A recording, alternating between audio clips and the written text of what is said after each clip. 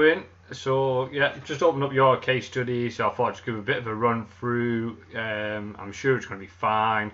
First things first though, wrap your texts, woman. Come on.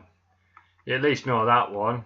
So remember, just to make life easier for the tutors, really, just wrap the text and then doesn't go disappearing off the end, just makes it easy for everyone. So that's cool. Hopefully you found this first sheet really useful, digging into expectations, what they could be doing. Hopefully the athletes' perception of themselves sort of helped you in terms of programming, which was good. Again, provide examples of it, exactly that, avoiding opposition. What I would say with these ones, just put down the time that they're going to be covering. So obviously you've got that, but we know the aerobic system tends to pick in generally over like 2 minutes, 90 seconds. ATPP system is going to be 0 to 10 seconds, depending on which papers you're reading. And again, the glycolytic system is sat in the middle of there. So just note down the times for that. That'll just help the tutors understand that you've got a great understanding where these are going to be predominant. Because you know, explosive tackles don't, generally speaking, don't last more than a minute, do they? You know. Everything else. What I would say is for every single box that you mark down a point, just make sure you fill that box, even if it's the same as above, just copy it. Just the reason being, it's not going to mark you back now, it's just going forward in the future. When you've got hundreds and hundreds of clients, you're not going to be able to remember every single one of them. And again, just write down the posterior chain, less than 90, or 10 degrees less than 90. So there you go. Okay. Yeah, to test aerobic capacity, to sustain maximal output over 80 minutes, to test max strength over X, Y, and Z. Game analysis, you've got the t-test, you've got that. You've got the vertical jump. What I would say is just obviously put a bit of rationale there, unless you're just referencing the paper, just whichever one it is going to make it clear. Again, just to make your life a little bit easier, just wrap the text. So going on here, make sure you get 3 goals in there. Even though it is long term, it is important to get those in. Increase range of movement, improve elbow lift during front squat. So increase range of movement. Think back to your movement analysis. Is this going from a 3 to a 4, or from a 2 to a 5, or whatever it may be? Improve VO2 max from be specific. So remember, it's specific, measurable. Okay, so if we look back to this one, then the Cooper run test. So that was the result.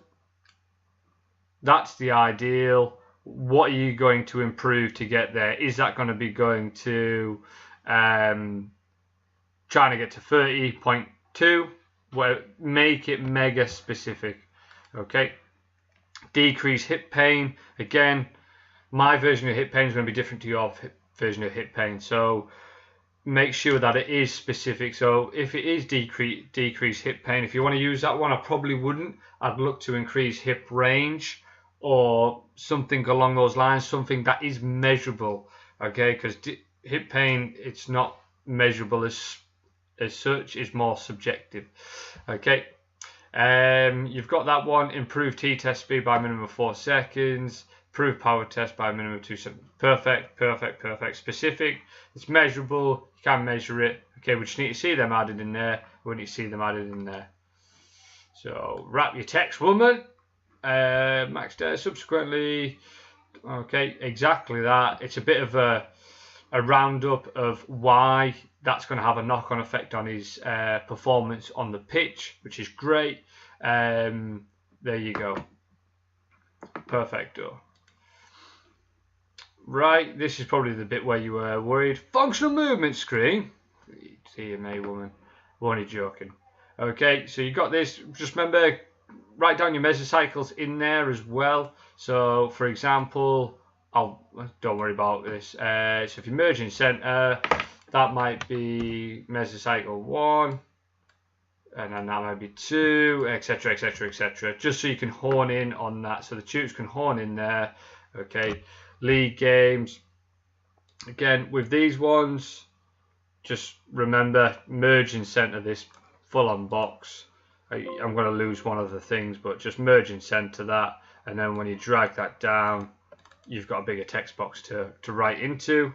Just makes it a little bit easier. Remember, what I'm saying to you now, this is to help you long term rather than just now as well. Okay, so seems like I'm being harsh. Don't worry, it's just because I care. Okay, the only thing that I would say here is this has got to vary somewhat. Because at the end of the day, you still want to be trying to make improvements throughout. It might be undulating in nature, or based on the athlete, you might still go step. Obviously, the volume isn't going to be high as such, but the intensity might be the thing that you're going to vary quite a bit. Because there's going to be times when you can capitalize on whether they've got no games or whether they haven't. But that suggests that you're doing 3 sets of 10, for example, all the way in the season. Okay, so you want to make sure that it is a variable load there. Look at where the games are, where you can try and get their maintenance. Like I say, just try and you want to still make sure that you are challenging the athlete, even if it is during season. Okay, perfect. Wrap text. It just makes life a lot easier for yourself. Okay, aerobic endurance. There you go. Again, just bring this out a little bit. You've got everything there. What you need to think of is this type of sheet is what you would print off to your print off for your athlete, hand it to them, and they could put it on the fridge and then know exactly what they're going to be doing over those sessions. Okay, everything you've got in there. Don't worry about it being too War and Peace. Do you know, it might be obviously build foundation of strength and development for speed and power. This is the type of thing you're going to hand to the athlete. So literally, it's kind of like, right, okay, we're going to improve your strength, speed and power tonight.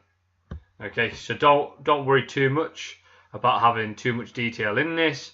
Obviously your rationale's in there, but like I say, don't worry too much. Remember, you've got to have your warm-ups in there. That's one of the main things that the tutors will pick up on. Sets January 1900. I don't know if that's a new type of training, but just if it kept on going back to date. There you go. Okay. So just remember it. Try and keep it all in there. Coaching cues, again, they're all in there. But what I would say is, if you're going to be using this with an athlete further down the line, again, it doesn't need to. Just try and think of something quite snappy and sharp. That one's perfect. Lift elbows, chin up. Perfect.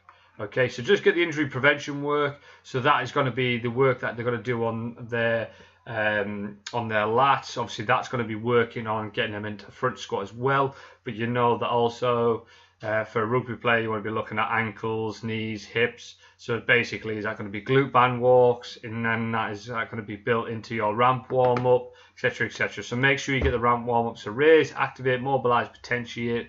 For a lifting session, this might be the barbell complex, something as simple as that. So 6 reps overhead lunge, straight into 6 reps. Back squat, straight into 6 reps. Push press, straight into 6 reps. RDL, straight into 6 reps of bent over row, 2 times through, for example. Okay, so that's good there. Obviously, this is your retest. That's going to be pretty much similar. Again, we've obviously covered on that as well. So make sure you get those in. High knee walk, so you're going to go into your plyo type work there, which is fine. You've still got your strength work in again, which is fine. Plyos, remember the volume on plyos isn't going to be too much. So what I'll be tempted to do is maybe stick some of your plyos in the warm-ups, or just